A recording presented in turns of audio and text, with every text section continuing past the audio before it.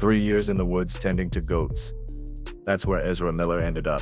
The same person who once wore 7 painted eyes to the Met Gala, the face of a $200 million superhero franchise, now hiding in Vermont describing their Hollywood return as tentative. We're talking about 2 arrests in Hawaii, 3 protection orders including one involving a 12-year-old, allegations of grooming a child they met at age 12, and Warner Brothers lost somewhere between $155 and $200 million on The Flash. The studio didn't fire them, couldn't afford to. Miller appears in virtually every scene of that movie. Recasting would have meant remaking the entire film, so they crossed their fingers and released it anyway. 72.5% drop in the second week, worst in DC history. The movie needed $440 million to break even. It made $271 million worldwide. And honestly, are we even shocked? So how did the first openly non-binary lead in a major superhero film go from fashion icon to industry exile in less than 3 years? Let's rewind to when this all started falling apart. Back in 2017, Ezra Miller was untouchable. Justice League hit theaters and people actually liked Miller's Flash even though the movie itself was messy. They'd already debuted in Batman v Superman and Suicide Squad. Fantastic Beast made them a Wizarding World fixture. The fashion world obsessed over them. Custom Givenchy feathered cape in London. Moncler puffer gown in Paris that sold out online within hours. Another Man magazine called them the male style icon we need right now. Then came May 6, 2019. The Met Gala. Miller showed up in custom Burberry with a full train, crystal corset underneath, and makeup artist Mimi Choi painted 7 optical illusion eyes around their real ones. Every publication called it the most eye-catching look of the night. This was peak Ezra Miller, breaking gender norms on the biggest fashion stage in the world, headlining 2 massive franchises, making history as the first non-binary actor to lead a superhero blockbuster.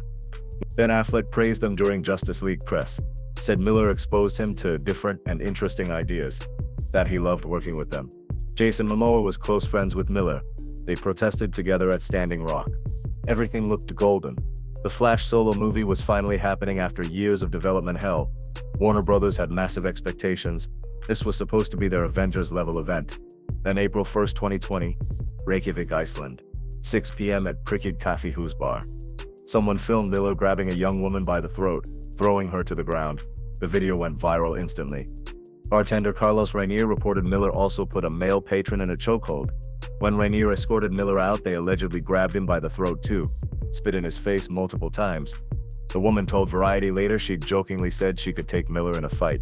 That comment apparently triggered the whole thing. No police were called. No charges filed. Warner Brothers took no action. Miller was in Iceland because Fantastic Beasts filming in London had shut down March 15th due to COVID. The studio probably figured it was an isolated incident. Stress from the pandemic. Whatever, that was the first warning. They ignored it. Fast forward to March 7, 2022. Hilo, Hawaii. Police started getting calls about Miller. 10 calls total over 3 weeks. Filming people at gas stations without permission. Refusing to leave restaurant sidewalks. Arguing with random strangers. Just bizarre, erratic behavior. March 28, 2022. 12:01 a.m.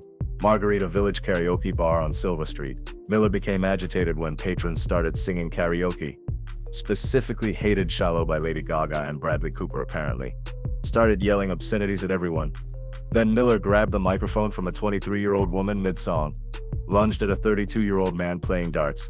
The bar owner tried calming them down multiple times. Didn't work. Police arrested Miller for disorderly conduct and harassment. Bail was $500. They paid it and got released within hours. The next day, an unnamed couple at a Hilo hostel filed a restraining order. Said Miller burst into their bedroom and told the man, "I will bury you and your slut wife." Yes, spelled bury with 2 R's. Miller allegedly stole his passport and wallet containing social security card and bank cards. The couple dropped the order weeks later for reasons unknown. March 30th, Warner Brothers and DC executives held an emergency meeting. Rolling Stone reported the consensus was hit pause on any future Miller projects. But The Flash was already filmed. Post-production was nearly done. They were stuck. 3 weeks later, April 19th at 1 a.m., private residence in Pahawa on the Big Island. Miller got invited to a gathering. Someone asked them to leave. Miller became irate and threw a chair.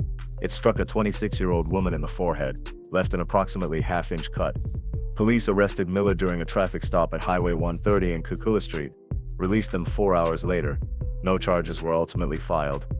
But here's where things go from bad to straight up disturbing. June 7, 2022. Standing Rock sued tribal court.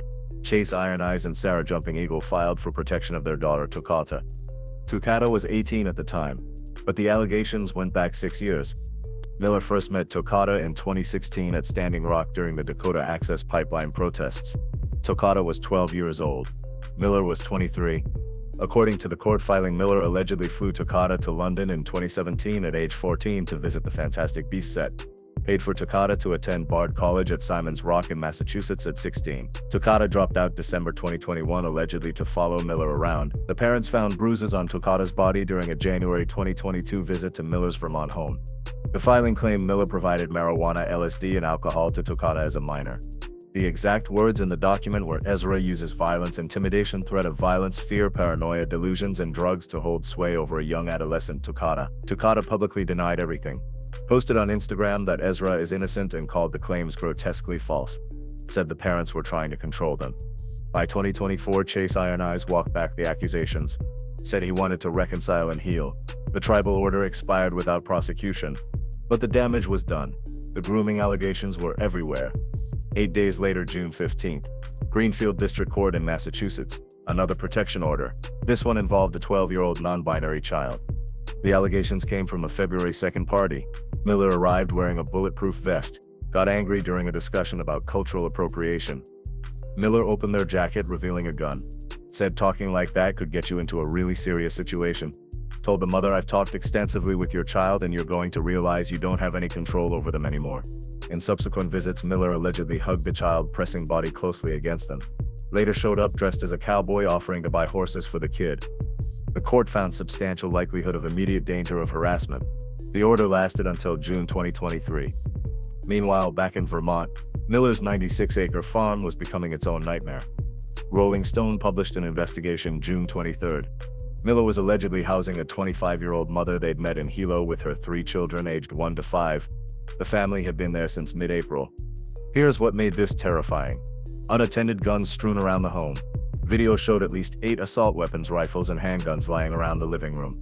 Some propped up next to stuffed animals. The 1-year-old allegedly picked up a loose bullet and put it in her mouth. Heavy marijuana use in front of the children with poor ventilation. An unlicensed cannabis farm with 28+ strains exceeding Vermont's 2-plant limit. Vermont DCF sent a caseworker, May 16th. In August, the state sought emergency care orders. Miller claimed the family no longer lived there. And that's when Miller finally broke their silence. August 2022. They issued their only public statement. Said they'd gone through a time of intense crisis and understood they were suffering complex mental health issues. Began ongoing treatment. Apologized to everyone they'd alarmed and upset.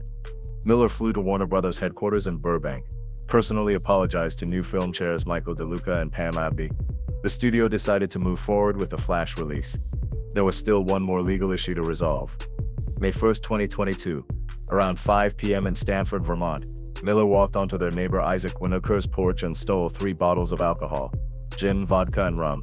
Total value under $900. Surveillance footage showed Miller handing the bottles to someone in a waiting vehicle. Miller had known Winokur for 18 years. This wasn't a stranger. Police cited Miller August 7th at 11:23 p.m. Felony burglary charge. Petit larceny. Bennington County Superior Criminal Court. Miller accepted a plea deal. Guilty to misdemeanor unlawful trespass. The felony and larceny charges dropped. Sentence was 89 to 90 days jail suspended. $500 fine plus court fees. 1 year probation with 41 conditions, including no alcohol and random drug tests. Probation ended January 2024. All cases resolved. 0 active legal issues. But the career damage was irreversible. The Flash premiered June 16, 2023. Production budget was $200 to $220 million. Marketing added another $150 million. Total investment around $350 to $370 million. The movie needed at least $440 million to break even. Some estimates said $550 million to truly profit. Domestic box office: $108.1 million. International was $163.3 million. Worldwide total $271.4 million. Warner Bros. Lost somewhere between $155 and $200 million. The first to second week drop was 72.5%, worst in DC history. They couldn't replace Miller because the actor appears in virtually every scene as multiple versions of Barry Allen. Recasting would have required remaking the entire movie. That would have cost more than just releasing it and taking the loss. Miller returned for reshoots in October 2022 after the apology, but they did almost no traditional press. Marketing focused on Michael Keaton and Sasha Calle instead. The Flash sequel script existed, Michael Keaton's Batman returning, Reverse Flash as the villain, but the movie needed $770 million to greenlight a sequel. That threshold was never remotely close. James Gunn's new DC Universe recast everyone from the old Justice League. Gunn said DC will hold a beat before bringing Flash into the DCU. At least 2 years. Miller is out. Peacemaker Season 2 dropped December 2024. A planned Flash cameo was replaced with Nathan Fillion's Guy Gardner. They literally erased Miller from continuity. Fantastic Beasts franchise died too. The Secrets of Dumbledore became the lowest-grossing Harry Potter-related film ever. Miller was not committed to appear in any future Wizarding World films. The series is effectively cancelled. Even their voice role in Invincible got quietly recast. Miller voiced D.A. Sinclair in Season 1. Eric Bauza took over for Season 2 in March 2024. No announcement. Just gone. Here's what's wild, though. Not a single Justice League or Fantastic Beasts co-star publicly addressed Miller's controversies. Not Ben Affleck. Not Jason Momoa, who'd been close friends. Not Gal Gadot. Nobody from the Wizarding World cast. Complete silence. The only person who defended Miller was the Flash director Andy Muschietti. Said Ezra is well now and taking steps to recovery, that there's no one who can play the character as well. His producer sister Barbara said Miller was the most committed and professional during filming. Though Muschietti did admit Miller had frequent meltdowns on set, but clarified no yelling or violent outbursts, just losing it and saying I don't know what I'm doing. Fans launched multiple campaigns. #replace Ezra Miller trended after the first Hawaii arrest. Grant Gustin from the Arrowverse Flash started trending as people wanted him cast instead. Change.org petitions appeared. None gained massive traction, but the anger was real. People pointed out the Johnny Depp double standard. Depp got fired from Fantastic Beasts after losing a UK libel case. Mads Mikkelsen replaced him. Miller had multiple arrests and criminal charges but stayed employed because they were too expensive to replace. The irony is perfect. May 17, 2025. Cannes Film Festival. Miller made their first red carpet appearance in almost 2 years.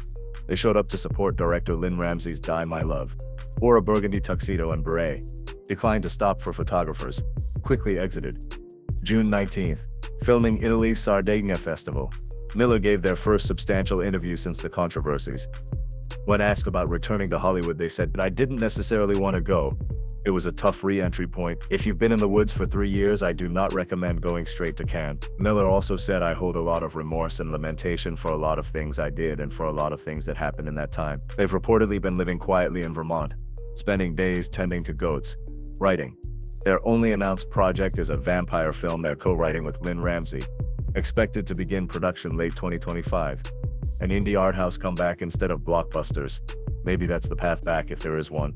Or maybe Hollywood has completely moved on. The question nobody can answer is whether this was someone having a genuine mental health crisis, who got help and deserves a second chance, or whether the pattern of behavior involving minors and violence represents something deeper that treatment can't fix. All legal cases are resolved. No active charges, no probation, no restraining orders. Even the parents who filed the grooming allegations walked them back. But $200 million lost for Warner Brothers. 2 arrests in 1 month. 3 protection orders including a 12-year-old. Guns photographed near toddlers on their property. Those facts don't disappear just because the legal system moved on. Ezra Miller went from the Met Gala to Vermont goats. From untouchable fashion icon to describing their Hollywood return as tentative. From headlining 2 franchises to being quietly erased from DC continuity. The studio gambled that people would separate art from artist, that the movie would be good enough to overcome the controversies. They were wrong. 72.5% drop proves audiences didn't show up. Whether Miller can actually rebuild anything resembling their old career or if this independent film is just a brief appearance before fading into total obscurity. That's the story still being written. But the lesson is already clear.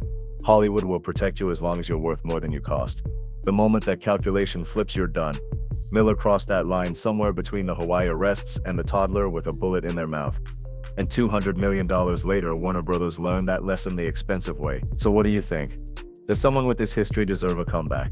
Or should the industry keep them in the Vermont woods permanently? Let me know in the comments because this one's complicated and I'm genuinely curious where people stand. And if you want more deep dives into celebrity controversies and Hollywood disasters, hit that subscribe button. Because this kind of story where hundreds of millions of dollars and someone's entire career vanish in 18 months, That's the content we're all here for.